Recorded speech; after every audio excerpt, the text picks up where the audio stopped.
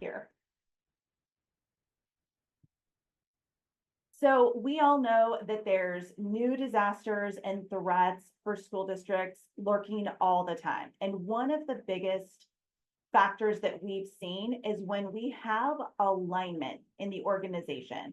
We know that the board, our district leadership, our school sites understand how crisis flows when one happens, who to go to, who is the person who activates the team, what we do from every moment in between and then afterwards really makes or breaks this. And we'll actually come back to this a little bit more in a moment, but we really know that it all starts here. And so for us, wrangling a team was really important. I got hired on into San Marcos Unified in January of 2021. So we were still in the midst of a pandemic, and our schools at that point were barely coming back to a hybrid learning environment. So I was brand new, not only to this district, but to the county. Prior to that, I had been 14 years up in a different county. So it was all new to me. And within my first 3 months, I had more crisis on my hands, more crisis situations on my hands than I had in the last 14 years. One of the major incidents that occurred within my first, I would say, 8 weeks was a bomb threat to our largest high school in the county. And at that time, we did not have a PIO. We had a communications coordinator who was still, really, we were still, like I said, in the midst of the pandemic. So COVID was everything, right? All of our communication at that point was about COVID. Now we have a bomb threat. I don't know all the main players because I've only been in the district for a really short amount of time. And at that point, we did not have a true ICS, incident command system structure in place. So when we got that call, my boss looked at me and just said, go, you're leading this. And of course, you panic a little bit when you're not used to these types of things, and especially when you don't know what your resources are. And I called my old boss and said, oh my gosh, we never dealt with this. What am I supposed to do? And he's like, do you have the binder? And in my brain, I'm going, what is a binder going to do to help me as I'm driving into danger right now? So his next words of wisdom were just, you need to find the incident command where it's set up, the command post. You need to go there, tell them you're from the district. And so that's what happened. But I mean, quite literally in that incident, I was sitting on the back of a fire truck with our communications coordinator trying to pump out messaging while I was on speakerphone with the principal of that site, while we were trying to get transportation to evacuate students off of the campus. It was pandemonium. We made it work.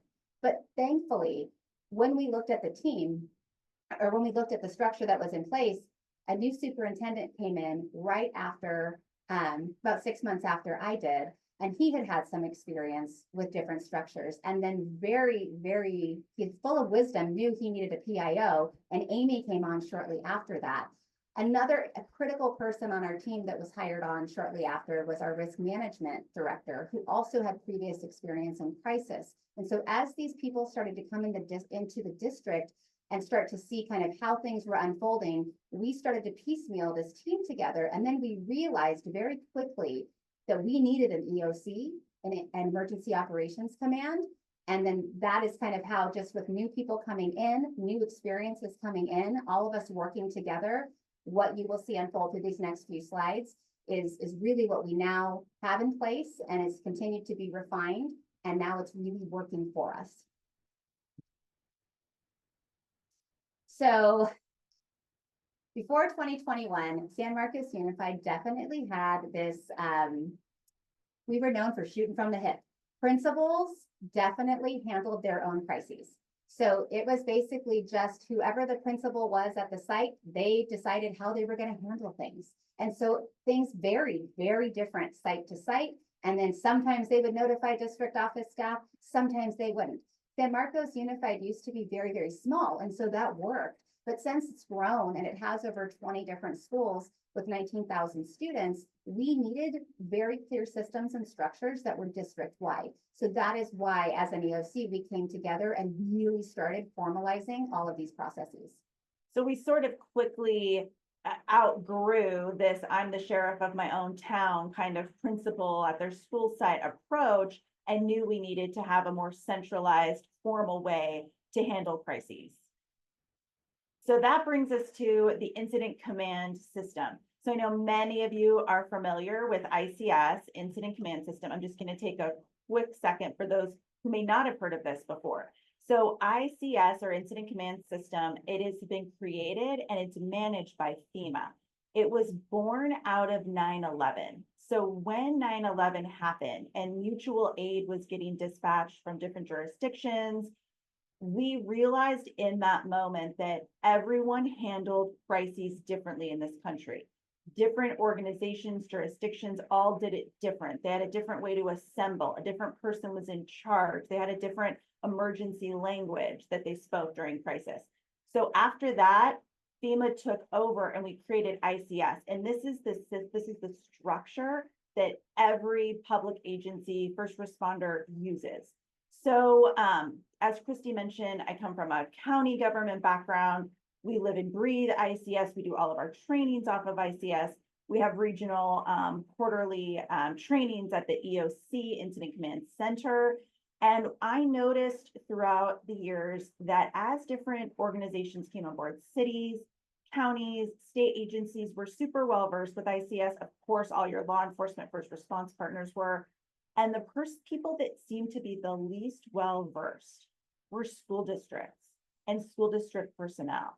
And so when Christy and I came together, thankfully, we both happened to be pretty well versed, as she mentioned, along with a couple other folks on the team. But by and large, the majority of folks, they just were used to kind of calling a friend at the district office. Hey, can you help me with this? Can you help me with that? As Christy mentioned. So we knew we needed to base all of our response off of the ICS framework. So this is what it looks like in general. And we've adapted some of the titles to match what we need here at our district. So we have an incident commander, which is Christy. This is the role that activates the rest of the team, that calls an incident we're on, calls the incident clear, calls it off, hands it over to law enforcement. They run the entire incident and they're constantly dispatching support. Then we have our, he's an executive director of student support. He oversees all the operations pieces. So he knows all the principals, meets with them regularly. So he also comes from the school site, knows all the school sites. So he's perfect for operations and kind of liaisoning with the principal. Sure. And I think what's really important to note here is every district's different. And so most districts don't have their director of student services as the incident commander. But lucky me, our district decided, my boss specifically said, no, you're really good at this. So we're going to give you this responsibility. So that's what happens when you're good at things, folks. You'll be the incident commander. But truly, you have to play to people's strengths. And so I have been told I'm good in a crisis. So I've gotten the appropriate training to be able to man them. Steve Baum, he's more of a curriculum and instruction person, but because he's been in this district for 25 years and has those vested relationships, he is a critical member of this team, because when I am trying to coordinate support, he's the person that's guiding our principals through their next steps, and they trust him. I was not trusted when I first came into this district because I was new. That had to be earned. But bringing Steve on really helped bolster that quickly for me, because he was known, he was trusted. So that he was a critical piece. He's also the backup incident commander. So everybody knows in this district, for any training, when there's a problem, you call Christy or Steve. The next person, Mike Sawyer, is our executive director of transportation. Most people might think, why him?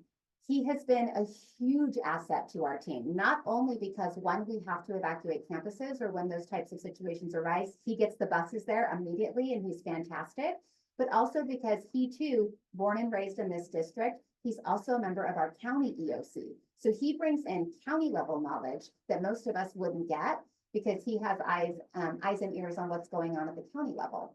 Marisa Evans is the director of risk management. I mentioned her earlier. Amy obviously does all of our communication. All communication runs through Amy. And then Tiffany Campbell is our deputy superintendent.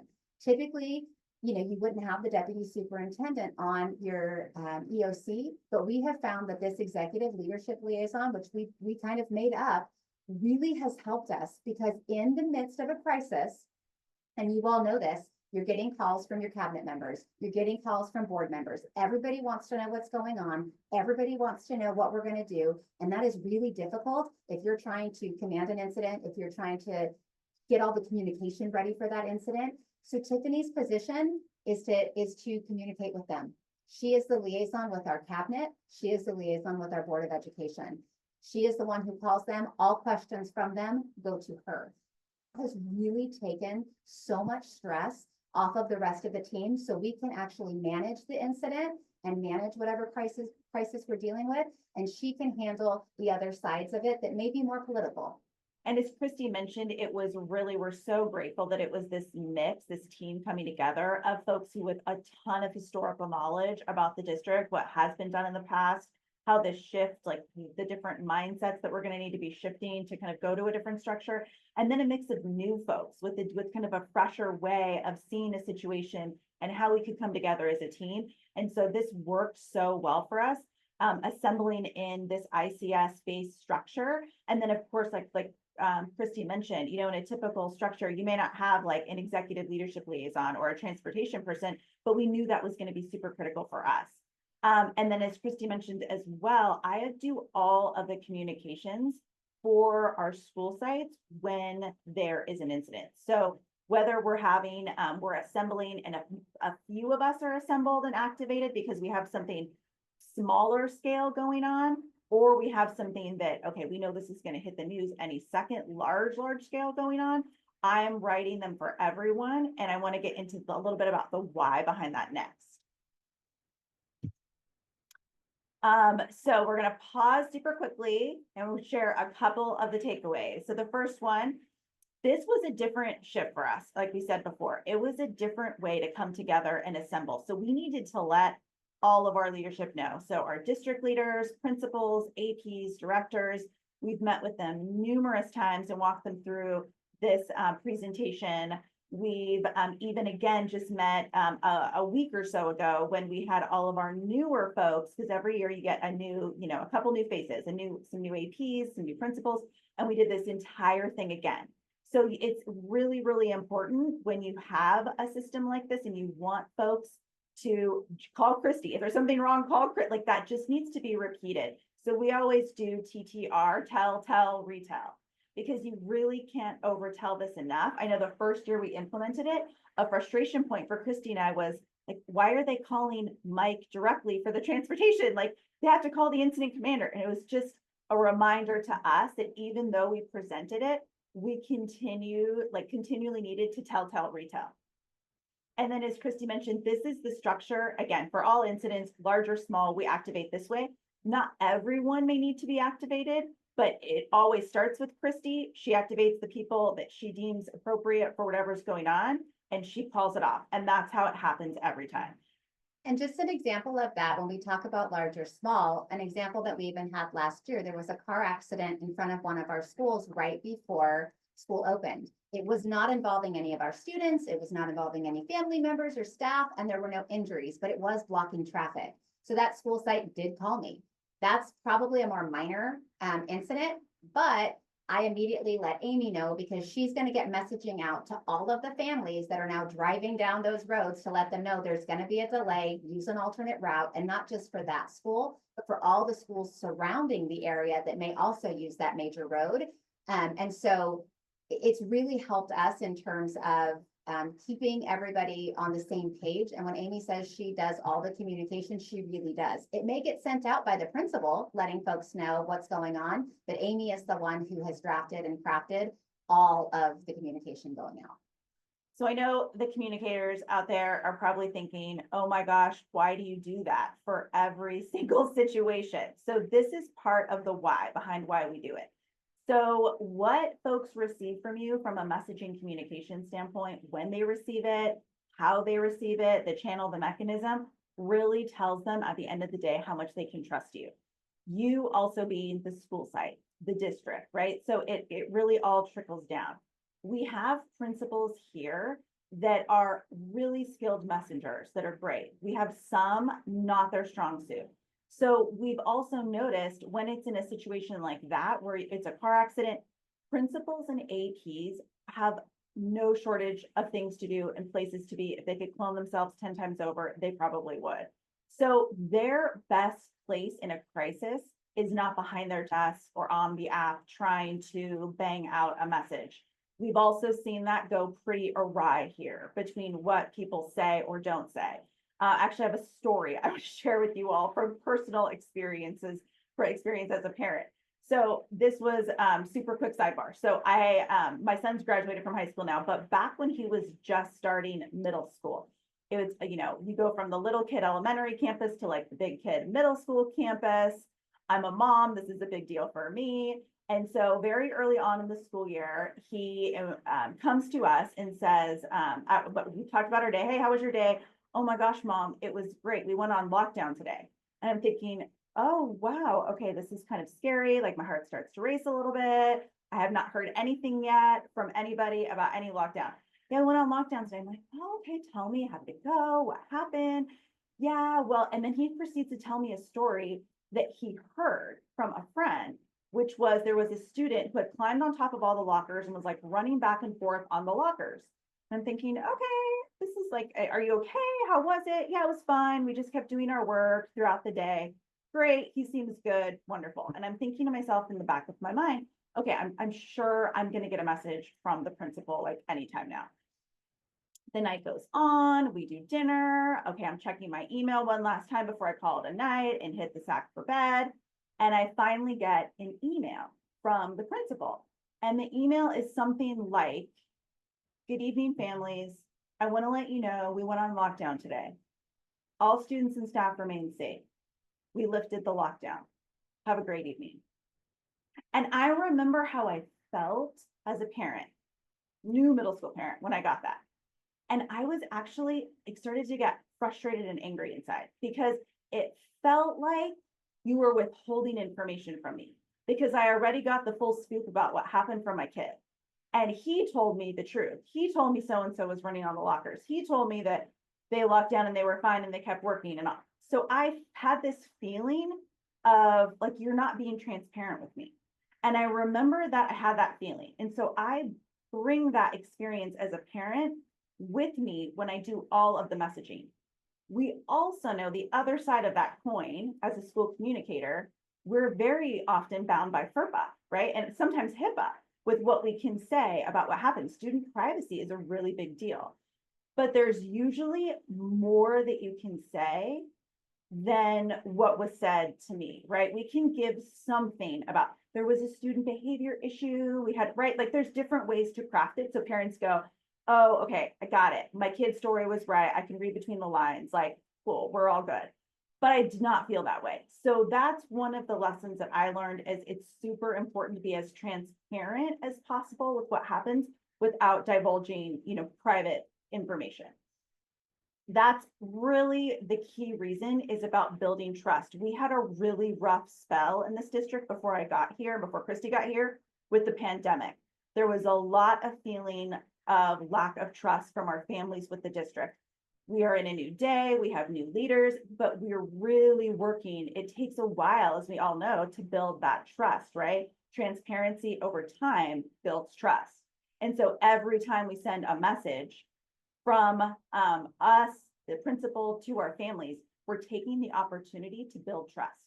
Because whether you realize it or not, how insignificant it may seem or not, every communication is a chance to build or break trust.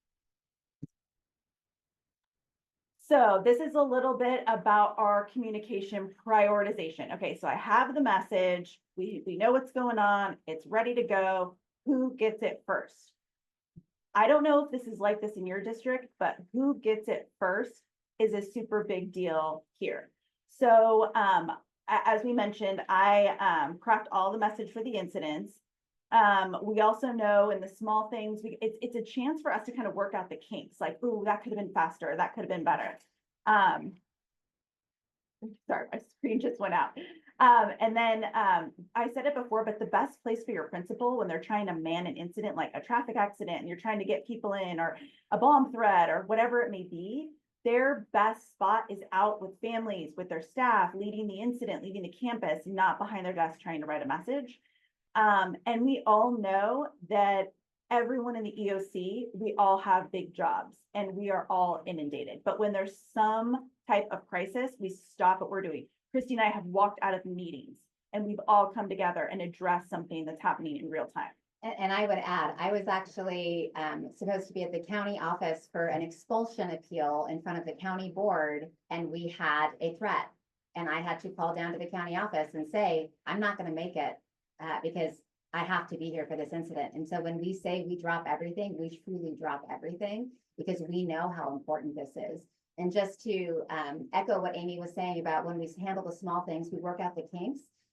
Because this wasn't a perfect process for us to get here, but because we handle small incidents together, we have been able to work some things out. There was a situation when we had first put the EOC together where I got a call and I was on the East Coast and we hadn't thought through what would happen if I wasn't available. And so I'm trying to man it from 3 hours ahead, which was not really working out. And so because of that, that's why now Steve is my backup. And that's why if Steve is not available, we have a backup for him. So because certain situations have happened, we've been able to really learn from them and then really refine the structure to what it is today. But more than anything, I think that the key takeaway from this is we drop everything so that we can support our sites and support our kiddos. Awesome. Okay, so speaking of priorities and who gets it first, circling back. So we've created this framework because every incident, as you know, if you've been a part of them at your district, is different. Like, even though we've had multiple bomb threats here, they've all happened differently. They've all been different circumstances, different times of day. And all of those factors go into what you say, when you say, how you say it. And so we've developed this framework to help guide who gets messaging first.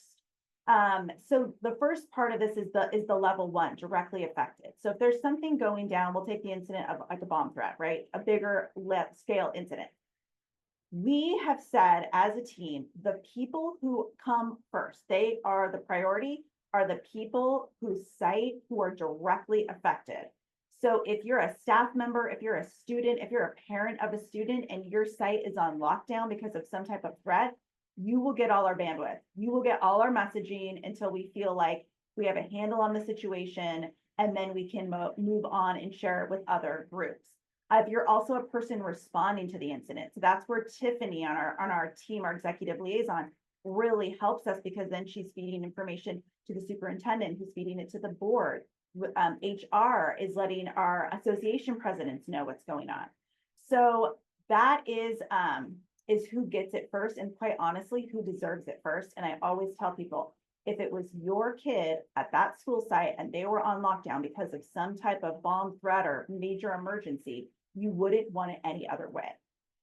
So then once we feel like we have a handle on this, people are messaging, or we know we have a lull now, a campus is being swept, then we'll immediately go, as soon as we have bandwidth, to that second tier of folks who need the communication. This is typically people who are not directly affected, but need to know. So folks like other school principals in the district. I was super surprised during one of our first major crises that when parents don't get the information they're looking for from your school site, they will proceed to start calling other schools to see if they can glean information. I never thought that would happen. So we always want to let all of our other school principals and APs know, usually our district office directors know. So if their staff start to come at them, hey, I heard this, or I saw a social media post, or a friend texted me this, we send them like 2 or 3 bullets of talking points. So then now everyone across all of our campuses within a couple minutes are saying the same thing. So parents can't pump different schools for information. Then we have found this, because this was a big question mark for me. When, if ever, do we let everyone know? And this question came up during one of our incidents, again, the trial and error, when we handle it, every incident the same way. We had something happen at one site, and a site across town was super angry that they didn't know, the parents didn't know what was happening at the site across town. And in my mind, I would have never thought to tell the entire district something happening that's an isolated incident at a school site. So we opened up this conversation. If and when do we let every staff member and every family in the district know something's happening? So the answer to that really became clear after a few incidents that we ran together as a team. And that was, once I get immediate inquiry, that really becomes like the threshold for, okay, we're going to need to let everybody know because they're likely going to see it on the news tonight. And that kind of criteria, that marker has worked out really, really well for us. If we get a sense that it's going to hit the news or I get an inquiry, I'm planning the district-wide communication, family-wide communication to hit everybody because it's only a matter of time. So I'm sure we might have some questions about this, but this is again a general framework for what we do and how we respond. Okay, and then we know that there's been a rise of swatting calls in schools across the nation. And so that was definitely something that we were experiencing a lot of. And so again, our structure and how we respond to these became really, really important in helping to make sure, was this real? Was this not? And we, as anybody who deals with threat management knows, we always assume it is real until we can prove otherwise. But it was very, very important for us to really, once we started getting more and more swatting calls, to really look at that as an EOC team to think through the best way to handle these incidents moving forward. And so with that, we're going to share with you a case study that puts everything we just shared with you into action in a real life scenario that happened to us.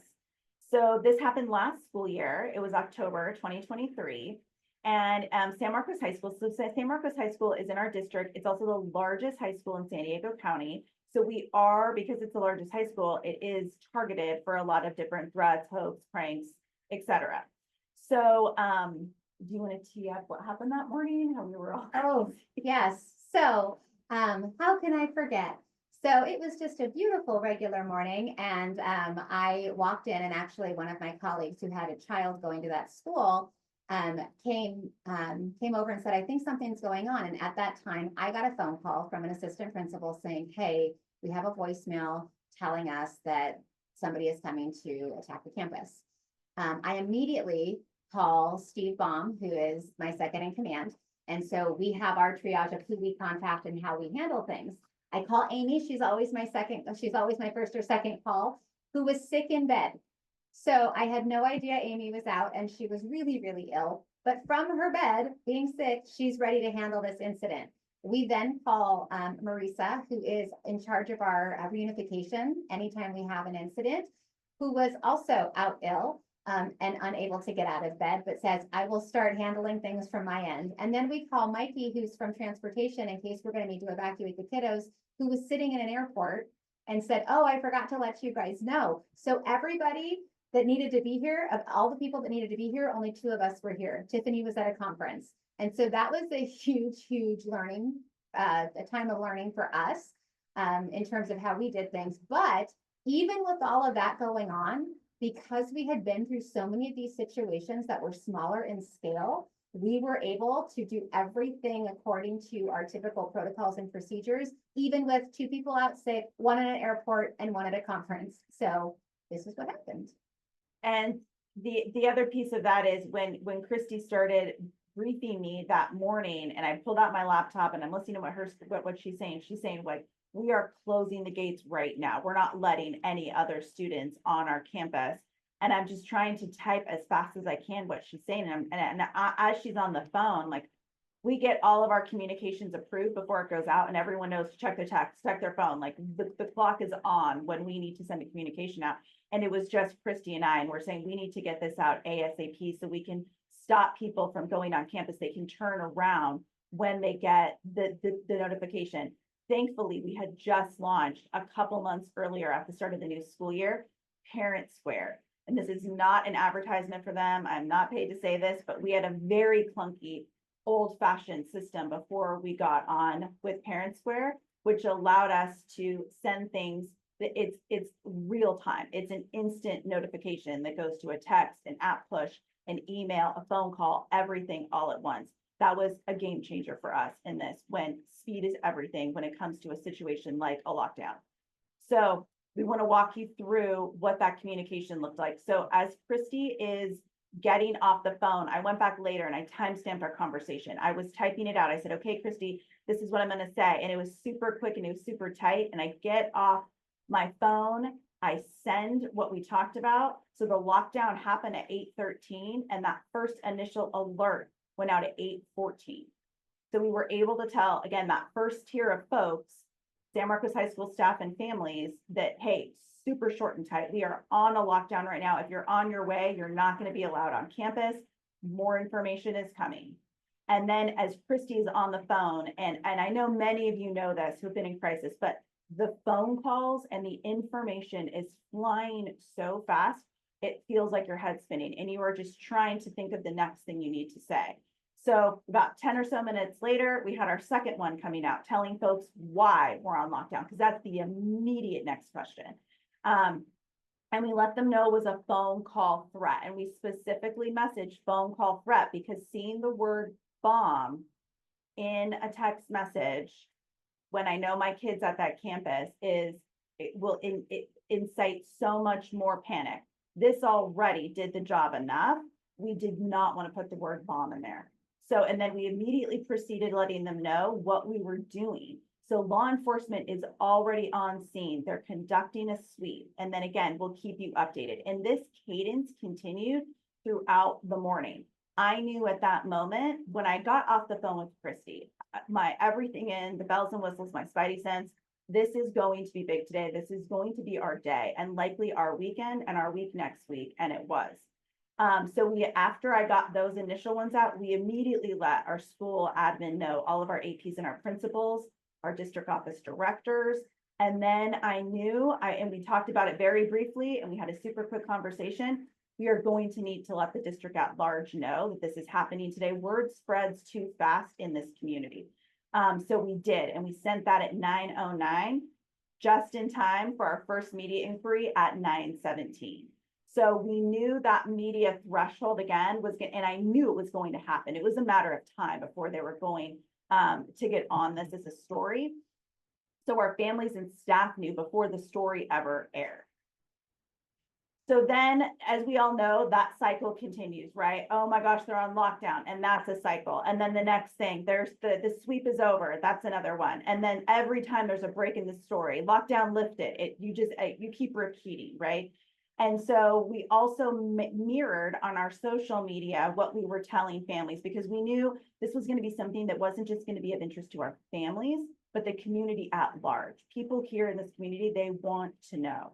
And so we kept that one post pinned to Facebook and kept refreshing it throughout the day.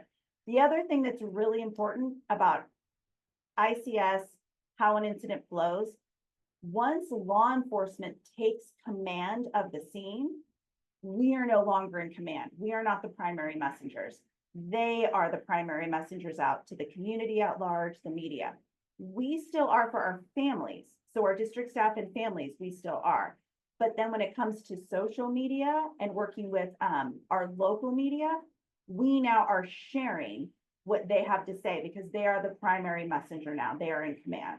So it was so tight. I was literally on the phone with the sheriff's office PIO, and he said, okay, Amy, I just got this vetted and approved by my command staff. Are you ready? And I'm like, I'm ready. I'm on it. And so he would post and then I would share. And that's how it went. He would post, I would share. And then, so I don't know about your community, but we typically don't get a lot of hugs and kisses on social media comments. But today, to our pleasant surprise this day, we did. So I wanted to just screenshot. We had about 98% of all of our comments that day were positive. They were, thank you. And one specifically said the timing and the wording of your updates this morning. Another reason why I communicate on behalf of, because of these reasons. We want to be sure that it's as clear, it's as transparent, especially when folks are highly emotional and in a panic state. It's really important to keep that strategic communication mindset. Thank you for keeping us updated. Thank you so much for the police and the canine partners. So it was so brilliant of our sheriff's office. They posted the picture of the bomb sniffing dog And that like melted hearts. It was like so smart. We were so excited when we saw that. I shared it and like, oh my gosh. And it kind of brought the house down in the best way. And then of course, quickly touching on local media, as I mentioned, it's going to cycle. We know it will. The lockdown was lifted. And then I always like to tell people when I do this, just because it happens locally doesn't mean it will stay local. So you can see at the bottom right, the LA Times picked it up. And they picked it up after that. This was the first or second press release that we did that weekend. And typically, we don't, in a swatting incident, it's super, super hard, as many of you know, to get an arrest. They're usually international, internet-based phone numbers. They come from super, super hard to track. FBI often does not have a ton of success tracking them. But this time, we were able to catch the person who did it. I know you've probably all read the headline. Super, super sad. It was a 12-year-old in LA who made the phone call from his bedroom. So they were able to absolutely trace that back. Later that day, we were able to announce an arrest. Thankfully, because later that day, and you can't make this up, later that day was our huge, like one of our biggest football games of the season at San Marcos High School. Football is super, super huge here. And then the next day, there was homecoming. So this was a big weekend. And so we were able to do another sweep of the stadium before the homecoming game started. We were able to sweep the gym again before we had homecoming there the next day. And once you could announce an arrest that day, it was like, you felt like a palpable like relief, this sigh from the community, like, thank you so much. I like, my kid doesn't have to miss the game. My kid doesn't have to miss homecoming. And if you have a high schooler in your life who's prepped for homecoming, it is like their world. And it would be been super, super sad if we would have had to cancel it. Okay, so we want to share with you, this was an example of some of the media coverage. And it's really hard to have positive media coverage when you have a story like this, right? You just sort of hope that it will come out the best. So with all things considered, it's not a great story. None of us ever want to see a headline like this in the news. But if you have to, I want to point out a couple things that we think went well. Oops,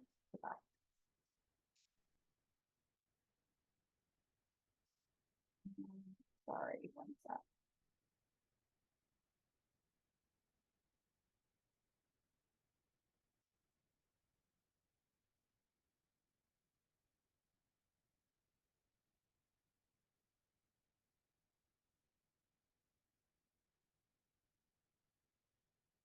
When Tay Holmes is alive, that bomb threat lifted just within the last hour. Certainly parents and students and people in that community very concerned about what went on campus this morning. We have Natay now at San Marcos High. And Natay, take us through what's been going on this morning, what you've seen and what you've been told. Well, Jared, within the last 15 minutes, we actually have been seeing more smiling faces compared to what we saw here earlier this morning. We were actually at the Rancho San Marcos Village Shopping Center. This is directly right across the street from the school. You can see a lot of students out here right now. Before that, within the last hour, though, we had a lot of parents anxiously waiting for their teens in order to get out of the lockdown. As we mentioned, it is all cleared, but just kind of give you a little perspective, we are showing you just how close the shopping center is to the school. Now, most of the parents that I spoke with say that they received word of the threat from the school's alert system. And again, about 15 minutes ago, they got another alert saying that the lockdown was all cleared and parents are being allowed to take their students home if they want. As we mentioned, school looks like it's cleared out as some students are now here frequenting the businesses here in the shopping center. But parents also tell me they were communicating with their teens, with them via text the entire time. I'm told that some were evacuated from various classrooms and areas that they were in while the sheriff's department was doing its sweep. Now, I spoke to one parent out here this morning who says that this is her daughter's first year of high school, and both were actually just trying to stay calm while they until they heard otherwise. Just trying to be calm, not trying to, get too excited about it. I know a lot of these things are usually, threats. I'm hoping that it's just a, a prank and that everything's okay and, things will be back to normal. But, it is scary. It's a scary thing to experience. That was Elisa Metlin. She says that she is also an alumni of San Marcos High School, and she has never seen anything like this at the school before. Now, while the school was on lockdown, deputies blocked off a couple of streets, San Marcos Boulevard and Discovery Street, and then San Marcos Boulevard and Knights Realm. That's the entrance of the school. Those have since been reopened. Now, the San Diego Sheriff's Department says the threat was made by phone just after 8 o'clock this morning, and any students who were dropped off at the time were turned away from the school, and everyone who was already on campus was put on lockdown. Parents tell us some kids were evacuated to a field on campus. And of course, we are reaching out to the Sheriff's Department again to get a little bit more info on this incident that took place this morning. But again, the lockdown is all cleared. Students have been seen leaving the school within the past 5 to 10 minutes. And of course, we will continue to follow this story and share more updates as we get them. Live in San Marcos, Nate Holmes, ABC 10 News. Okay, so presentation. Again, never a story that you want to see as a headline for your district, but a couple things. The best you can hope for is that it's accurate, right? And so we really were happy that it was accurate. She opened by saying there's more smiling faces here. The parents were getting updates from the alert system, so they were being communicated with. The sheriff's office is now doing their sweep, so reinforcing that everything that we said and that it was under control, and that they were able to interview the one calm parent, I think, that was waiting outside of the school, which was a huge win for us, seeing that I was at home and not able to be there in person. So so that a couple little wins along the way.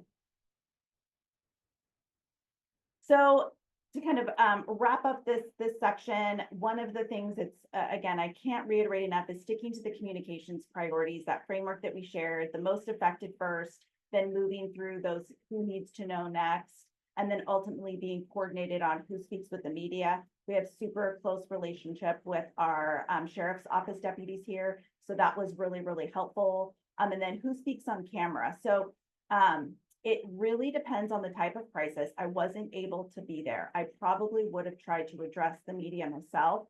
The superintendent was there. He ended up speaking with someone. The interview actually never made it into a story. And then from there on out, the sheriff's office took over. So that's always really, really helpful for us, because they're really the authority on law enforcement and what's going to happen next. And then the other thing that, it shouldn't surprise me or us anymore, but even when we feel like we are being super transparent and the information is flowing and it's flowing as fast as we can, and we're putting it up on social media, we're talking with local media, people just never have enough, right? At the end of the day, it's their kiddos on campus. They are going to jump to other social media pages. Speculation is going to fly. The best for us approach is having them go back to you as the source, or you're pointing them to whoever is the source, the sheriff's office in this case, right? So us, and we're mirroring that messaging back from the sheriff's office. And we also work really closely with all of our schools' PTOs. And so we ask them for help. Hey, can you make sure you're letting folks know on your PTO pages to go back to the district office? That's where you're going to find the most up-to-date, accurate information. And then every single situation that we have, large or small, we always do a team debrief. And so if the sheriff's department has been involved, they too participate in our team debrief, because then we can talk about, were there any barriers for us with them to us, so we can kind of really refine again those systems so that it goes more smoothly the next time. And we really do look at what was the entirety of the incident, what went well, what should we improve? And we have done that in every single incident since our EOC has been put together. And I think this is the first year when we started, we said, hey, we finally have this running like a well-oiled machine. We still meet very frequently to go over anything else going on in the district and things that might pop up so that we can prepare for them. But because this is just part of our protocol, we do it within a week of any incident. It really has helped strengthen the team as a whole. And so to wrap up, kind of reviewing the final takeaways is, again, communicating with everyone how you respond to crisis, who they need to call, who they need to go to. you can't do it alone. So that was one of the biggest blessings I can say is Christy walking in my office. Hey, I'm Christy. Hey, I'm Amy. And us kind of striking up this relationship because as one PIO in a large district, it's so daunting to try to figure out who the right people are. How can you bring the team together? How can you create something like this? You need a partner, you need an ally, someone you can go to in your organization that will help co-create this and help you bring the right people on board. And then we've talked about it before, timing matters. Speed is so huge in a crisis. The messaging matters. Building trust in these little things, someone threw up at the lunch tables today, messaging that well as just as important as messaging when you have a bomb threat. Working proactively to communicate with your community. This was something that a mentor of mine told me. You never want your community to get to know you during a crisis.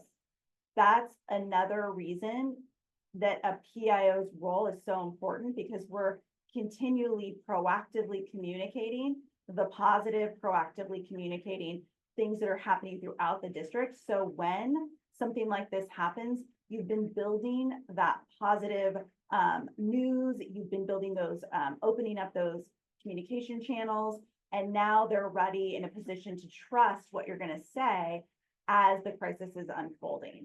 And then, of course, we've had so much monitoring and adjusting, so much trial and error to finally come to a place where we could have handled a larger incident like this. It was definitely a couple of years in the making. And then, as Christy mentioned, a priority, we leave meetings, we meet together on a regular basis. So being sure that amongst your district from the top down, and it is here, thankfully, understanding that this is a priority. So with that, we will take any questions you might have. I mean, I noticed there was a question earlier on from Jackie Dillard. And I had the same question, great minds think alike.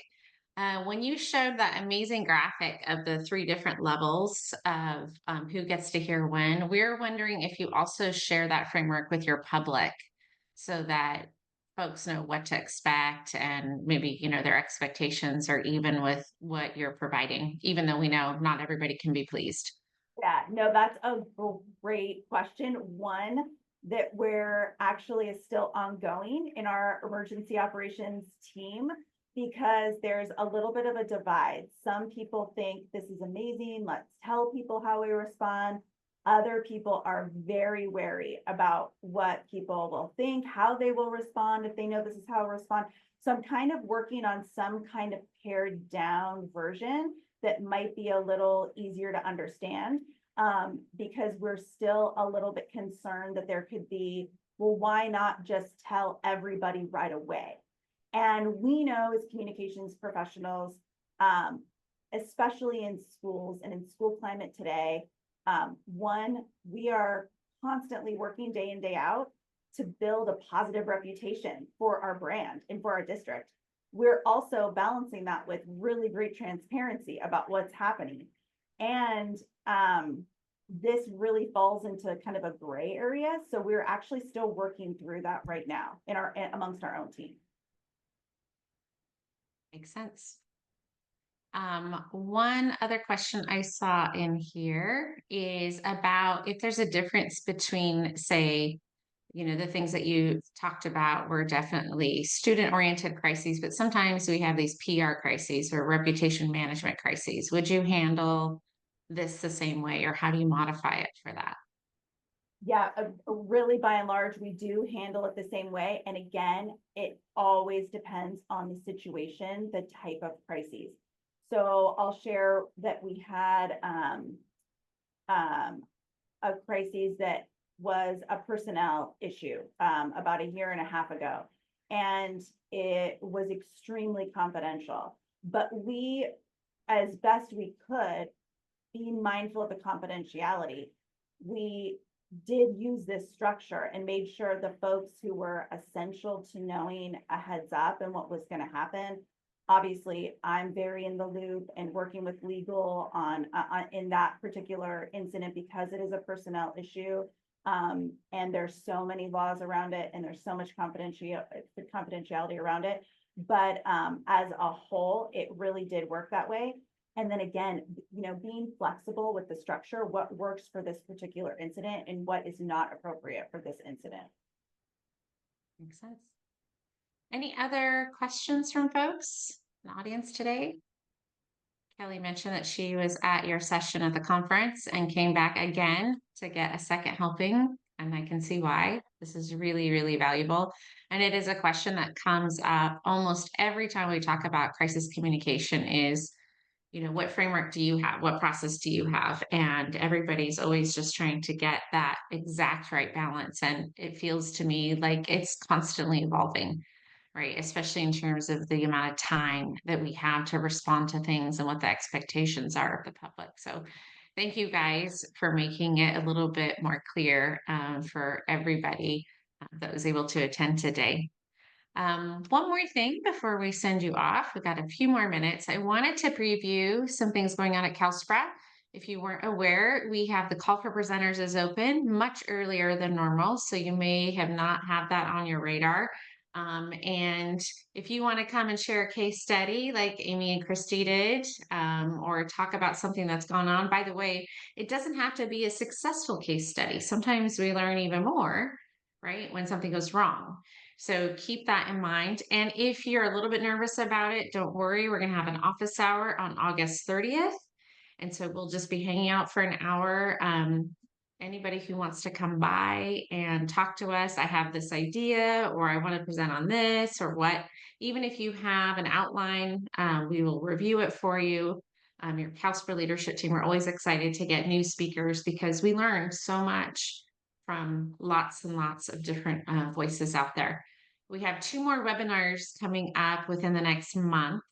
I guess if you count September as within the next month. Decision 2024, when campaigning comes to campus. I don't know about you, but I expect it's going to be a very hot year for politics. So that's going to be a good one. Lots of folks registered for that. And then the value of youth voter education, also another great one related to this year's election. Lastly, and certainly not least, we have the CalSPRA conference registration has been open since mid-June. And the book or the room block is filling very, very fast again this year. So that's great. We love that we're going to have lots of folks at CalSPRA. But if you have not yet registered for your room, really good time to do that. I'm going to share with you the conference page that has the room information on there, and it has all of our call for presenter information, anything and all the things related to the CalSPRA conference. Jackie Dillard is leading our conference planning this year, and you can tell by this page she is ultra organized. So if you don't find what you need, please reach out to Jackie, and I guarantee you she will be on it and have that ready for you. And then the other thing I'll share with you in the chat is our CalSPRA calendar of events for the year. So if you found this webinar valuable, make sure that you're checking back to see other events that are coming up and registering for them, because we'd love to see you at future events as well. Any other comments, questions? All right. Thanks so much for joining us. We look forward to seeing you again soon at a CalSPRA event. Thanks so much, Amy and Christy. Really, really wonderful stuff today. Thank you so Take much care. for having us. Thanks to everyone who joined us today. We appreciate you.